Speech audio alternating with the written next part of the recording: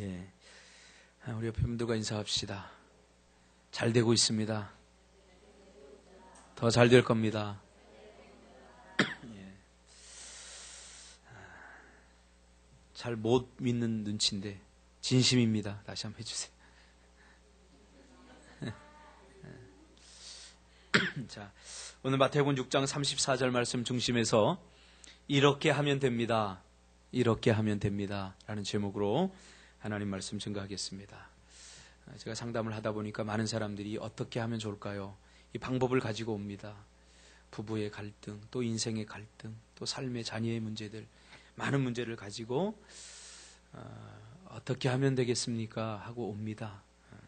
그러나 저가 그들에게 어떤 답을 줄 수는 없어요. 근데 오늘 성경이 보니까 이렇게 하면 된다고 우리에게 말해주고 있습니다. 그래서 이렇게 하면 됩니다라는 제목으로 하나님 말씀 증거하겠습니다. 요즘 페이스북이나 카톡을 해서 과거에 제가 학교 다닐 때에 그 친구들의 소식을 왕왕 접하게 됩니다.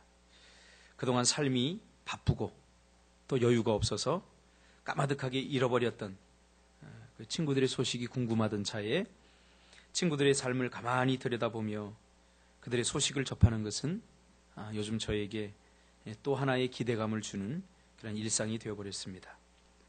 어떤 친구는 영국에 가 있더라고요.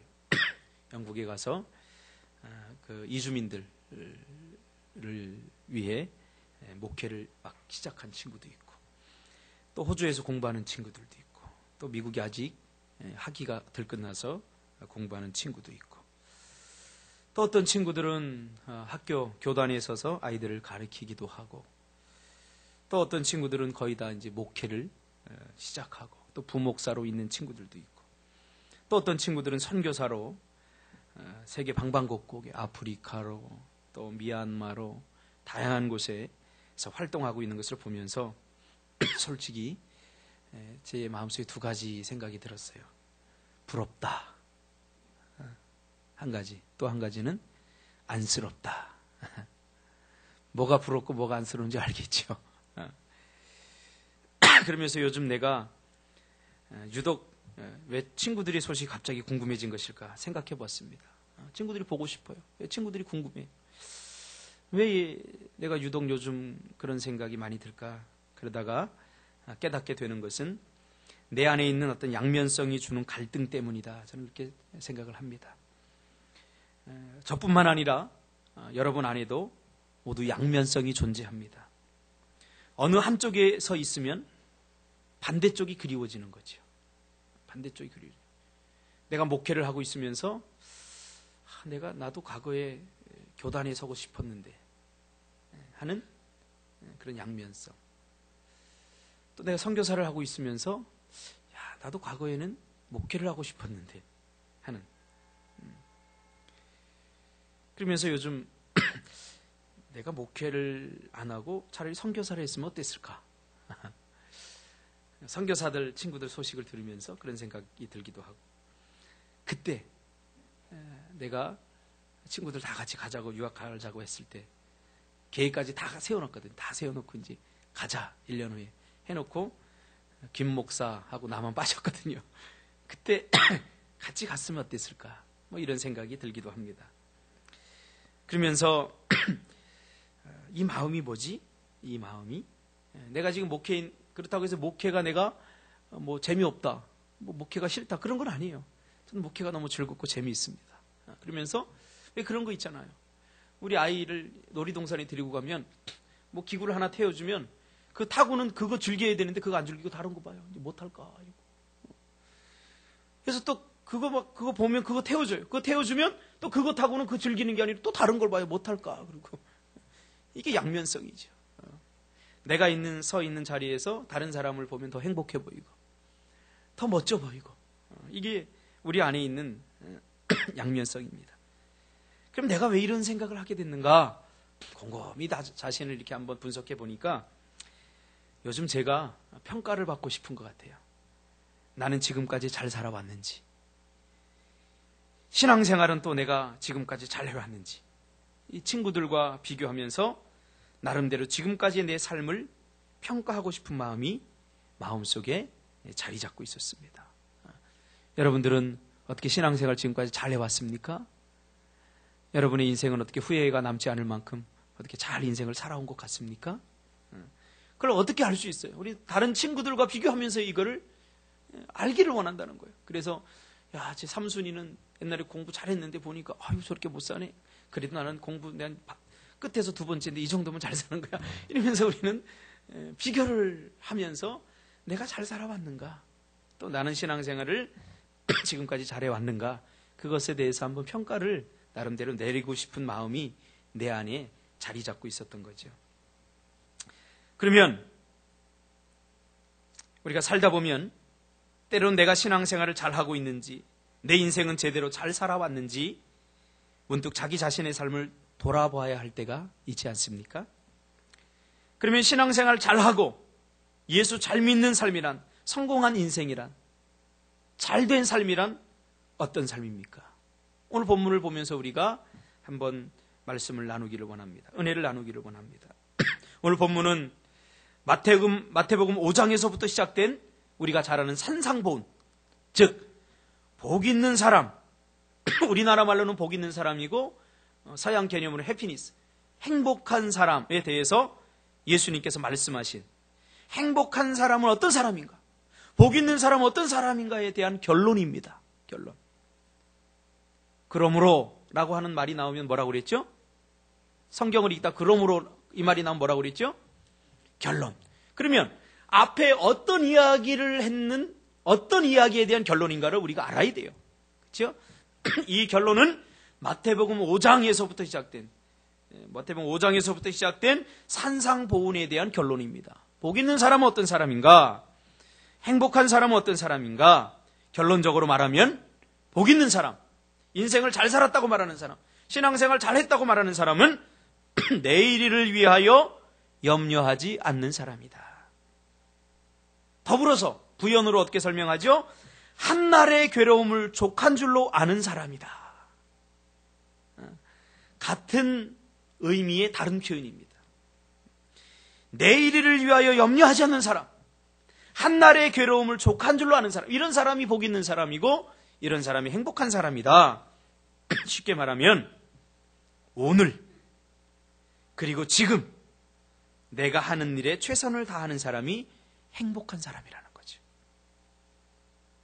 행복한 사람은 아직 오지 않은 미래의 일을 땡겨서 걱정하거나 이미 지나버린 과거의 마음을 뺏겨서 인생을 허비하는 사람이 아니라 오늘의 목, 오늘 내가 살아야 될 몫에, 오늘 내가 짊어져야 될 짐에 최선을 다하는 사람이다. 그렇게 성경은 예수님을 통해서 우리에게 결론을 내려주고 있습니다. 종종 우리 같은 노예 목사님들과 모이면 회를 끝나고 꼭 하는 것이 있습니다. 거의 대부분의 사람들은 가지만 족구를 좋아하는 몇몇 사람들이 모여서 족구를 할 때가 있습니다. 40대가 중반이 이렇게 되면서 제가 예전에 축구를 좋아했는데 축구는 좀 딸려요, 이제 체력이. 그래서 족구가 40대 가장 알맞는 운동이다, 이제 그렇게 생각을 하면서 족구를 합니다. 이 족구를 하는데 참 재밌어요. 한 10명 정도, 8명 정도 이렇게 모여서 하는데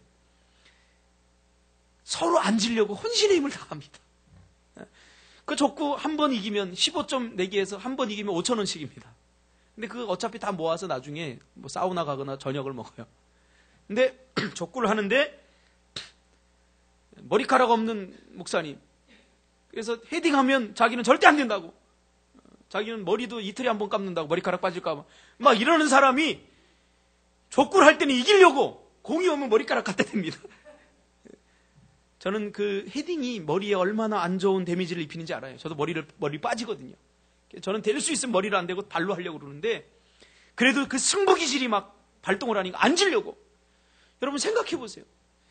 그거 진다고 목회 실패하는 것도 아니고, 그거 진다고 인생 실패하는 것도 아닌데, 그 전수 하나 이기려고 막 서로 막, 머리카락 보호하는 사람이 막 공을 갖다 대고 머리카락 빠지는 줄도 모르고 열심히 하는 걸 보면서, 또 배가 남산만하게 나온 목사님이 공을 따라가다 막 넘어지고 막 뒹굴면서 그런 걸 보면서 야, 이러니까 족구가 재미있구나. 그런 생각을 하게 됩니다. 5천 원 그 별거 아니에요. 그러나 왜 재미있느냐? 그 순간에 최선을 다하기 때문에. 그래 가끔 재미없을 때가 있어요. 한 목사님이 껴서 한 운동, 만 운동, 공이 가도 막 절로 뻥 질러버리고, 그럼 팀워크도 깨지고 다 재미가 없어. 재미가 없어. 그러면 그때는 금방 야, 오늘 그만하고 갑시다. 그리고 다 갑니다. 목사님들은 다 압니다. 이 족구가 인생의 전부가 아니라는 걸 압니다. 그러나 그 족구를 할 때 최선을 다해야 재미있다는 걸 압니다. 물에 물 탄 듯 술에 술 탄 듯 매사에 최선을 다하지 않는 사람은 인생 자체가 재미가 없습니다. 오늘을 즐겨야 되는데 내일에 대한 걱정으로 오늘을 잃어버리고, 과거에 대한 다 이미 지나가 버린 과거를 붙들고 오늘을 다 빼앗겨버려. 오늘이라는 시간. 오늘 예수님께서 정말 재미있는 인생, 정말 행복한 인생, 후회 없는 인생을 살려면 오늘의 최선을 다하라. 더 정확히 말하면 지금의 최선을 다하라고 그렇게 말씀하고 있는 것입니다. 족구를 하면서 신방 생각하고, 신방하면서 족구 생각하고, 그러지 말라는 거죠. 그러지 말라는 거죠. 이 일하면서 저 일 생각하고, 저 일하면서 이 일 생각하고, 수학 하려고 수학제 꺼내놓고 영어 하면 좋겠다, 영어 생각하고, 또 영어 하면 될 것 같아서 영어 꺼내놓고 또 수학 생각하고, 그거 재미없어요. 재미없어요. 오늘 이 시간 마찬가지입니다. 오늘 여러분 뭐 하러 나왔어요? 예? 기도하러 나왔어요. 그럼 뭐 해야 돼요? 기도하다가 내일 갯돈 낼 거 생각하면 돼요, 안 돼요? 돼요, 안 돼요? 내일 나이하고 영화 보러 갈 거 생각하면 돼요, 안 돼요? 안 된다는 거예요. 그 영화 보러 가서는 영화 보면서 어제 기도 좀 더 했어야 되는데, 이거 아니라는 거예요. 그 사람 불행한 사람이라는 거예요. 인생이 재미없다는 거예요. 즐거운 인생, 후회 없는 인생은 지금, 오늘, 여기에서 최선을 다하는 거예요. 공부를 해도요, 공부가 전부인 것처럼 여러분 하시기 바랍니다. 공부가 인생의 전부는 아닙니다. 그렇죠? 그러나 공부하면서 공부가 인생의 전부가 아니야, 그러면서 50%만 하는 사람은 그 사람 재미없어요, 인생. 공부를 하면서 공부가 전부인 것처럼 해야 됩니다. 사업을 해도 마찬가지입니다. 사업을 이거 하는데 이거 다른 사람들도 잘 안 되는데 나도 될까 말까야, 이거. 되면 좋고 안 되면 안 좋고, 이런 마음을 하는 사람은 사업 잘 안 돼요. 사업을 할 때는 사업이 전부인 것처럼 그렇게 해야 된다는 거예요. 기도를 할 때는 기도가 전부인 것처럼 하시기를 주님의 이름으로 축복합니다. 예배를 드릴 때는 이 예배가 전부인 것처럼 여러분 드리시기를 주님의 이름으로 축복합니다. 직장에 가면 이 직장이 전부다라고 생각해야 돼요. 여러분 대학을 가서도 이 대학이 최고의 대학이다, 나에게 가장 적합한 대학이다, 그렇게 생각하고 공부를 하셔야 돼요. 그렇지 않으면 내가 이 대학 다니면서 옆에 있는 대학 더 멋있게 보이고 그러면요, 그 사람이 일평생 3류 인생 됩니다. 저는 알아요. 일평생 3류 인생. 제가 그랬거든요.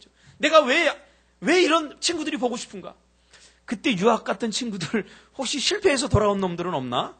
그랬으면 참 고소할 건데, 이런 마음이 있더라는 거예요. 그러면서 유학 가서 학위 따갖고 와서 지금 대학에서 강단에 서서 가리키는 친구들을 보면 약간 배가 아프기도 하면서 뭔가 모를 이 양면성에 내가 시달리다. 여러분 다른 사람과 내 인생 비교할 필요가 없어요. 중요한 게 뭐죠? 나는 지금 여기서 최선을 다하고 있는가? 이게 중요한 거예요. 우리 젊은이들도 마찬가지입니다. 지금 똑같이 이렇게 있지만 우리 배집사 옛날에 나한테 한 얘기가 있어요. 대학 시험을 보고는 지들끼리 얘기를 하는 거야. 나도 떨어졌어. 근데 도영준 간사하고 둘이 누구 이야기를 하면서 걔도 떨어졌으면 좋겠다. 얘기했어, 안 했어? 태결이도 떨어졌으면 좋겠다. 그러니까 우리는 희생정신이 없어요. 그럼 우리 똑같아요. 우리 안에 이 양면성이 있다는 거예요. 이것을 극복할 수 있는 건 뭡니까?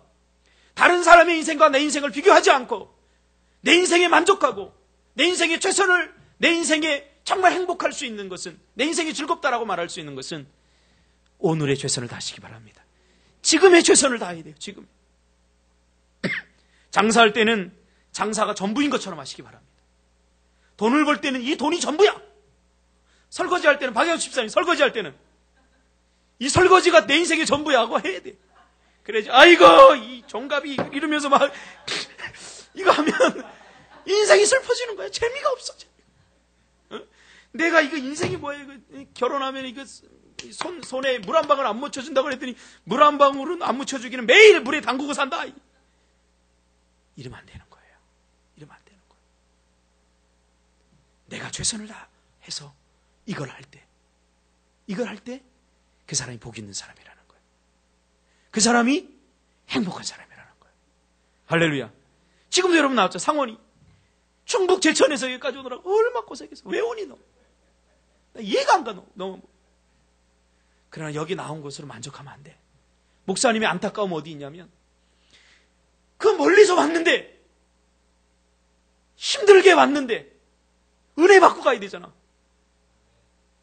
근데 네 표정을 보니까 은혜를 거절하는 표정 같아. 오늘은 그냥 여기 앉아있다 가는 것만으로 하나님 기뻐하겠죠. 안 해. 절대 안 기뻐해. 하나님은 네가 오늘 여기에 그 멀리서 와서 은혜 받고 가기를 원해. 할렐루야. 그런 마음을 가지는. 우리가 내가 있는 곳 최선을 다하고는 돌아서서는 이것이 전부가 아니야. 하나님의 은혜가 전부라고 여러분 외치시기를 바랍니다. 우리가 목사님들 족구하면서 그게 인생의 전부가 아니라는 거 알아요. 그러나 그때 목사님들 땀 뻘뻘 흘리면서 자기 머리털 빠지는지도 모르면서 최선을 다해서 하니까 즐겁고 재밌는 거예요. 그리고 나서 나중에 돌아갈 때 뭐라 그런지 아세요? 아, 이제 목회 가서 열심히 하자. 기도 열심히 하자. 성도들을 위해서 말씀 열심히 준비하자. 그리고 돌아가는 거예요. 제가 보니까요, 운동 잘하는 사람들이, 열심히 하는 사람이 목회도 잘하더라고요. 할렐루야. 그건 운동을 잘하기 때문이 아니라 운동하는 사람들이 하나의 어떤 마인드가 있는데, 그건 뭐냐면 승부욕을 가지고 최선을 다한다는 거예요. 이런 승부욕은 가져야 돼요. 그래서 때로는 내가 상원이가 좋아. 승부욕. 그냥 치는 둥 마는 둥. 그러면 안 돼요. 여러분 양준혁 선수 알죠? 양준혁 선수가 책을 냈잖아요. 은퇴를 하고 나서. 그 책을 한번 꼭 읽어보세요. 마지막 은퇴 경기를 하는데 딱 타석에 들었어요. 근데 투수가 누구냐면 김광현. 시속 150m. 그러니까 마지막 경기니까 이 대선배가 딱 오니까 어떻게 해야 돼요? 인사를 딱 하고 예의상 어떻게 해야 돼요? 좀 천천히 던져줘야 되잖아요. 그런데 50km 강속구로 던져갖고 삼진 아웃 시켜버렸어요. 근데 그의 책에 뭐라고 쓴 줄 아세요? 야, 감사해서 눈물이 날 뻔했대요. 왜? 그는 그 김광현이가 자기에게 그 공을 던지면서 김광현이 이렇게 이야기하는 걸 들었대요. 마음속으로. 선배님은 아직 늙지 않았습니다. 내가 천천히 던질 만큼 그렇게 만만한 선수가 아닙니다. 내가 150km 최선을 다해서 던져도 당신에겐 안 됩니다. 그러니 내가 마지막 간다고 대충 던지지 않겠습니다. 내가 최선을 다해야 당신을 잡을 수 있습니다. 당신은 늙지 않았습니다. 와, 최선을 다하는 그 모습을 보고 감동했다는 거죠. 스트라이크 아웃 당하면서. 사도 바울은 목숨을 걸고 복음을 전하는데 최선을 다했습니다. 그래서 그는 사도행전 20장 24절에 나의 달려갈 길과 주 예수께 받은 사명 곧 하나님의 복음을 증거하는 일을 마치려 하면은 나의 생명을 조금도 귀한 것으로 여기지 아니하노라. 그러면서 그가 한 이야기가 있어요. 최선을 다해서 복음을 전가하고 나서는 그가 마지막에 고백한 게 뭡니까? 나의 나된 것은 모두 하나님의 은혜다. 아무것도 하지 않으면서 하나님의 은혜를 구하는 자가 아니라 내가 오늘 지금 여기서 최선을 다하고 그리고 하나님의 은혜라고 말할 줄 알아야 돼요. 교회 와서 기도하고 예배 드릴 때 기도가 전부인 것처럼 예배가 전부인 것처럼 하는 것, 그것이 행복한 삶이고 그런 사람이 복 있는 사람이라는 거예요. 아까도 얘기했지만 뛰어라 지금이 마지막인 것처럼. 이런 책 제목이에요. 사서 볼 거죠? 배집사 사서 볼 건가? 큰일 났다. 나는 너한테 빌려서 보려고 그랬는데. 그럼 누가 살 거야? 태안이? 아, 그래. 사서 읽고 나 두 번째. 그럼 배집사 두 번째. 세 번째. 그렇죠? 나머지는 알아서 하십시오. 이 김웅영 감독이 2001년도에 이 양준혁이를 데리려고 할 때 모든 사람들이 다 반대했다는 거예요. 왜? 그는 이미 한물 간 선수입니다. 이제 끝났습니다. 그런 사람을 데려와서 몇 년이나 쓰겠습니까? 차라리 그 돈이면 신인 선수 한 5명 데려다가 키웁시다. 다 반대했다는 거예요. 그때 김웅영 감독이 사람들을 설득해서 데려온 이유가 있어요. 뭐라고 설득했냐면 딱 한마디 했다는 거예요. 나는 지금까지 한국 야구를 보면서 양준혁만큼 그렇게 일루까지 열심히 뛰는 선수는 처음 봤다. 포볼 당해도 뛰어요. 여러분 봤죠? 야구. 포볼 그러면 걸어가서 일루까지 걸어가도 되는 거거든요. 포볼 했는데 열심히 뛰어요. 병살 다치고도 이건 뻔히 죽은 거야. 그래서 죽기 살기로 뜁니다. 나중에 물었어요. 왜 그렇게 죽기 살기로 뛰느냐. 나는 그저 사람들에게 일루까지 열심히 뛰었던 선수로 기억되고 싶습니다. 참 멋진 말이죠. 내가 양준혁을 좋아하게 됐어요. 1루까지 나가야 2루도 가고 2루를 가야 3루도 가고 홈으로 들어오잖아요. 그러니까 1루를 못 가면 아무것도 안 되는 거예요. 그러니까 엄마는 얼마나 지혜로워요. 그는 홈런을 기다리기보다는 그저 1루까지 나가는 게 최선이다라고 야구에 생각을 했던 거예요. 언제 그걸 배웠느냐. 한 번은 미국의 교육야구를 배우러 갔는데 거기에 수많은 그 남미 쪽에서 못 사는 나라 사람들 야구의 그 드림을 가지고 한번 야구 선수로 성공해 보겠다고 와가지고 기회가 주어지지 않는데도 그 1루까지 열심히 뛰는 걸 보고 내가 1루까지 열심히 뛰지 않으면 난 죄 짓는 거다. 그 다음부터 포볼을 당해도 1루까지 뛰고 최선을 다해서 1루까지 뛰었다. 그게 김웅영 감독의 마음을 감동시킨 거예요. 그래서 데려올 때 나는 지금까지 한국 야구 선수 중에 1루까지 그렇게 열심히 뛰는 선수는 처음 봤다. 그를 데려와야 된다. 그래서 그가 삼성에 와서 큰 업적을 남기지 않았습니까? 여러분, 오지 않은 미래를 바라보면서 걱정하지 마십시오. 이미 지나가 버린 과거에 얽매여 살지 마십시오. 내가 오늘 여기서 지금 최선을 다하고 있다면 뭐가 두렵습니까? 두려울 거 아무것도 없어요. 우리가 두려운 것은 오늘 내가 여기서 지금 최선을 다하고 있지 못하기 때문에. 어디서부터 시작해야 됩니까? 바로 여기서부터 지금 시작해야 됩니다. 여러분 뭐하러 왔습니까? 기도하러 왔죠? 기도하면서 딴 생각하지 마세요. 찬양하러 왔으면 찬양만 하세요. 저는 찬양할 때 딴 생각하고 있는 사람은 가서 한 대 때려주고 싶어요. 하나님께서 이 자리에 임재하시고 이 자리에 우리에게 복을 주시고 은혜를 주시고 퍼니엘이 하나님께서 얼굴을 바닥 들이면 되는데 딴 생각하고 있으면 어떻게 하나님 만나냐 말이에요. 어떻게 해요? 그렇게 기도하고 어떻게 응답을 받겠냐 말이에요. 그리고 뒤에 가서는 딴소리예요. 야, 내가 지금 10년 동안 예배를 드려봤는데 하나님이 한 번도 나타나지 않더라. 하나님은 없다 그래요. 미치고 팔짝 뛸 노릇이에요.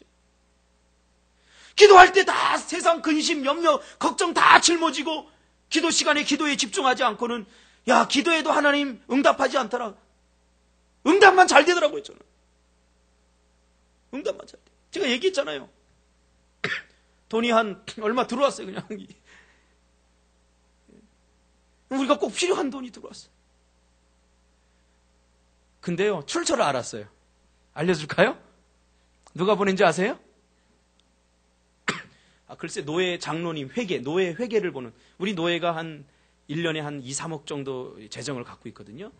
근데 노예 장로님이 이 책을 만들고는 책값을 붙여야 되는데 그 책방 주인 이름이 내 이름하고 비슷하대요.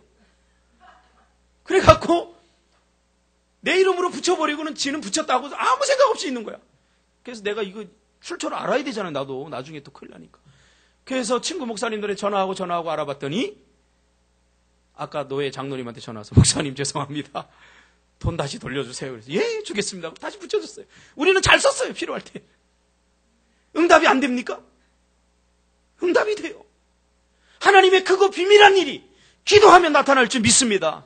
우리 자녀들 왜 기도 안 됩니까? 기도하면서 걱정하고 기도하면서 염려하고 내가 기도했는데 저 자식 안 변하면 어떡하나? 이러니까 안 변하는 거예요. 확 믿어버리시길 바랍니다. 할렐루야. 오래전 영국교회 한 시골 마을에 부흥회가 열렸습니다. 근데 그날따라 폭풍우가 쏟아져서 청중들이 아무도 안 왔고 목사님이 초청받아서 부흥회하러 딱 갔는데 저기에 한 명이 앉아 있었어요. 그것도 꼬마 소년 하나가 앉아 있어요. 그러나 목사님은 최선을 다해 설교했습니다. 피를 토하며 설교했습니다. 설교가 끝난 뒤에 그 소년이 앞으로 와서 목사님, 내가 내 인생을 하나님께 드리겠습니다. 그가 바로 우리가 잘 아는 세계적인 선교사 데이비드 리빙스턴입니다. 사명이 있는 자는 결코 죽지 않는다. 멋진 말을 남겼잖아요. 리빙스턴. 여러분, 오늘 최선을 다하지 않으면 받지 못할 은혜가 있습니다. 오늘이 아니면 누리지 못할 은혜가 있습니다. 오늘 꼭 주시기로 했는데 피곤하다고 기도 안 나오면 받지 못하는 거예요. 하나님께서 오늘 꼭 이 은혜를 주시기로 했는데 하나님께서 꼭 오늘 이 축복을 주시기로 작정했는데 오늘 남자친구 만난다라고 가버리면 오늘 주시기로 한 은혜가 날아가 버린다. 여러분, 매일매일 이러한 마음으로 하나님께 나오시기를 주님의 이름으로 축복합니다. 미국의 그 전설적인 세일즈맨 프랭크 베트거라고 하는 사람의 말을 하고 마무리하도록 하겠습니다. 나중에 보면 하루아침에 성공이 이루어진 것으로 보일 수도 있지만 성공한 사람은 자신에게 주어진 매 순간을 생산적으로 만들었기 때문에 성공할 수 있었다. 우리는 종종 어떤 것을 성취할 수 있을지 없을지에 대해서 지나치게 걱정하느라 그 일을 보다 잘게 나누어 일상적 수준의 단계들로 만들면 성취하기 한결 쉬워진다는 것을 깨닫지 못한다. 내일에 대한 염려 때문에 오늘을 걱정하느라 오늘을 날려버리고 이미 지나버린 과거 때문에 오늘을 불안하게 살아요. 그러지 말란 말이에요. 오늘 본문 그러므로 내일 일을 위하여 염려하지 말라. 내일 일은 내일이 염려하게 할 것이요.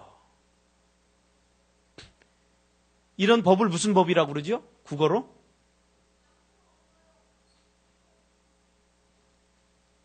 국어 선생님 누구야? 국어 가르치는 선생님. 내일은 생물이에요? 무생물이에요? 무생물이죠. 그럼 뭐라고 그래? 이게 무슨 법이라고 그래? 의인법. 내일은 내일이 염려하게 할 것이요. 이 말을 조금 더 우리가 원어로 분석하면 이렇게 할 수 있어요. 내일은 내일의 주인 대신 그분이 염려하게 하라. 내일의 주인이 누구예요? 하나님이에요. 하나님께서 알아서 다 하시러 내버려둬 그냥. 우리 자녀들 보세요. 우리 예린이 보니까 수학여행비가 엄청 비싸요. 얼마죠? 거의 돈 10만 원 내더라고요. 근데 딱 와서는 뭐라고 그러냐? 엄마, 아빠, 수학여행 가? 그래? 우린 돈부터 물어보죠. 얼마 내 수학여행비? 뭐 얼마, 거의 한 10만 원 되는 것 같아요. 야, 그 걱정하지 않고 그냥 담만 쿨쿨 자요. 그럼 걱정하는 건 누구예요? 엄마, 아빠라고요. 그 믿음이 얼마나 좋은지. 믿음이 얼마나 좋은지. 뭐 급식비 내야 돼. 우리 급식비가 없어서 그러는데. 급식비 내야 돼. 그리고 잠만 쿨쿨 자요. 걱정은 누가 해요? 엄마, 아빠가. 여러분, 깨달으시길 바랍니다. 왜 여러분이 걱정하세요? 내일은 내일의 주인 되신 하나님께서 걱정하라고 다 맡기시고 오늘은 오늘 분량만큼의 내 인생의 짐. 내가 오늘 해야 될 것 제대로 했는가? 내가 오늘 최선을 다했는가? 요즘 내가 태양 간사한테 도전받아요. 어제도 머리 아파 죽겠습니다. 그러면서도 단어를 막 외우더라고요. 하루에 몇 개 외우기로 했어? 그러면 안 돼. 그럼 기분 좋을 때 5개 외우고 기분 나쁘면 1개 외우고. 그거 누가 못해. 계획이 중요한 것은 뭐냐면 목표의식이 있어야 돼. 계획이라는 거. 저도 이번에 강비상에서 선포하려고 합니다. 저 10kg 빼겠습니다. 이래야지 내가 어떤 그 부담감을 갖고 빼지. 뺀다는 거 아닙니다. 그래서 이렇게 빼지. 그냥 내가 한번 빼보고 안 되면 말고. 그러면요. 안 되면 말고가 더 쉬워요. 자, 우리 이 시간에 다 한번 손 들고 선언합시다. 저는 10kg 뺄래요. 우리 박양수 집사님 몇 킬로? 안 빼? 안 빼요? 이게 뭐냐면 뜻을 정하는 거예요. 뜻을. 신앙생활도 뜻을 정해야 돼요. 내가 해보고요. 잘 되면 하고 안 되면. 이런 사람 절대 쓰임받지 못해요. 다니엘처럼 뜻을 정하고 내가 절대로 우상의 재물을 먹지 않겠습니다. 뜻을 정할 때 하나님께서 도와주시고 하나님께서 인도한다는 거예요. 할렐루야. 할렐루야. 그렇습니다. 그래서 오늘 이 시간에 하나님 앞에 뜻을 정하고 여러분 지금 내가 하는 일에 최선을 다하시기 바랍니다. 밥 먹을 때는 어떻게 돼요? 태양간사처럼 먹어야 돼요. 태양간사 얼마나 잘 먹는데 옆에 있는데 같이 내가 먹고 싶어. 근데 요새는 조금 식욕이 떨어진 것 같아. 공부도 맞죠. 내가 저 사람 보면 야 나도 공부하고 싶다. 이렇게 열심히 해야죠. 그렇죠? 기도할 때도 마찬가지예요. 그냥 우리 저기 누구예요? 저기 우리 집사님처럼 기도할 때만 그냥 엉덩이가 뒤로 툭 왔다 갔다 침이 막 이렇게 막 튀어오고 우리 박자건서 새벽에 기도하는 거 보세요. 기도줘야. 그럼 뭐라는 줄 아세요? 하나님 작은 신음에도 응답하신다고 그랬잖아요. 아니에요. 그런 얘기가 아니에요. 그 신음은 어떤 신음인 줄 아세요? 너무 절박해서 하나님 앞에 부르짖으니까 하나님 도와주세요. 하나님 안 됩니다. 막 소리 질러요. 그다음 목이 다 쉬어버렸어요. 창자가 끊어지는 것 같아요. 그 다음부터 기도가 어떻게 되는 줄 아세요?